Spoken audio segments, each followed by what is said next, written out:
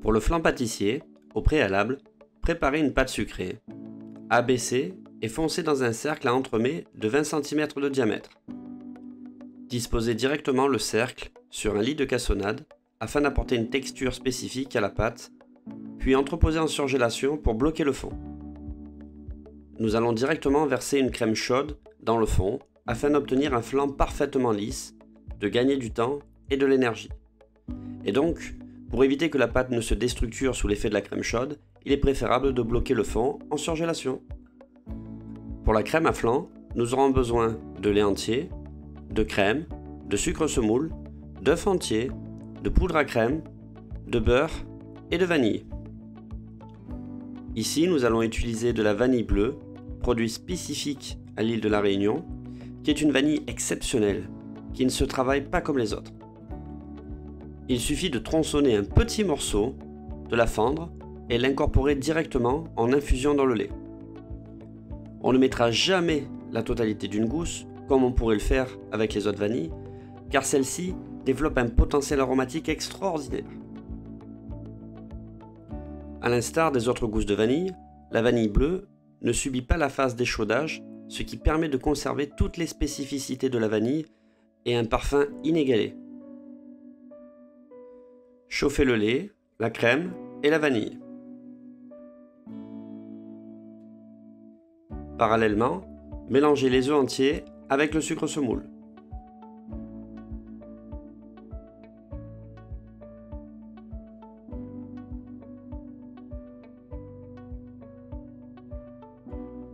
Intégrez la poudre à crème directement dans les œufs et le sucre. Pour mes mots, la poudre à crème est en fait un amidon de maïs avec un petit peu de colorant qui va standardiser la couleur de la crème et un petit peu de vanille.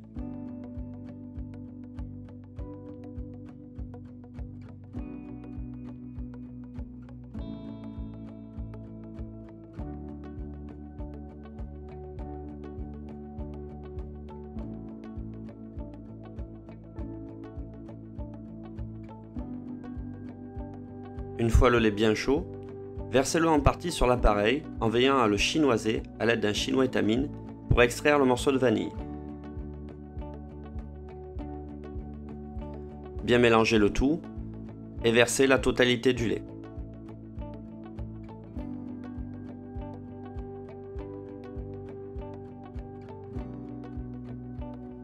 Remettre en cuisson l'intégralité de la crème directement sur le feu.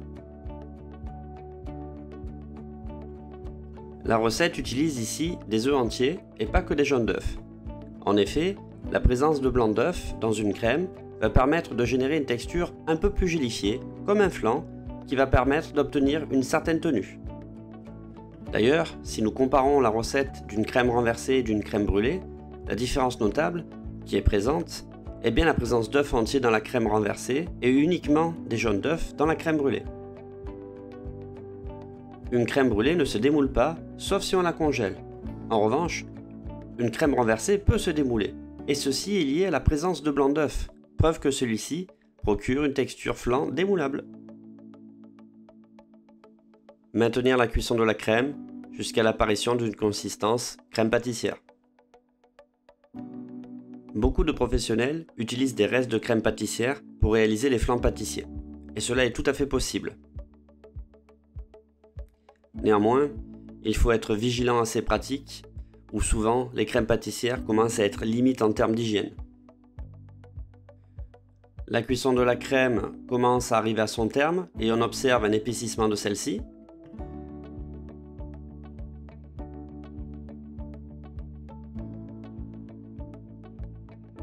Une fois bien cuite, intégrez le beurre directement dans la crème et du beurre froid de préférence qui va permettre de faire chuter un petit peu la température de la crème.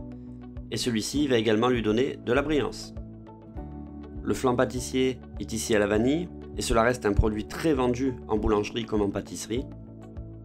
On aurait très bien pu réaliser une crème au chocolat, à la pistache, au café ou au praliné.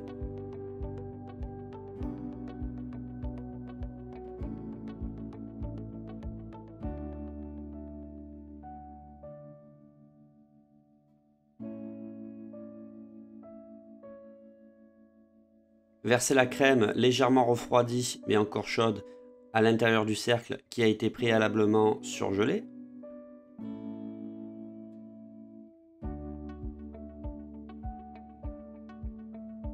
Lisser la surface à l'aide d'une cuillère à soupe trempée dans un peu d'eau pour parfaire le lissage du flanc.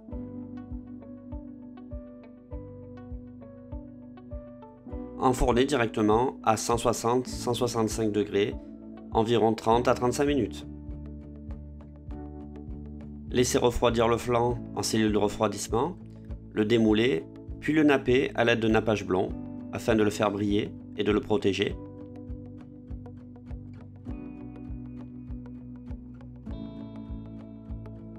Réaliser un petit décor facultatif en saupoudrant la bordure de sucre neige.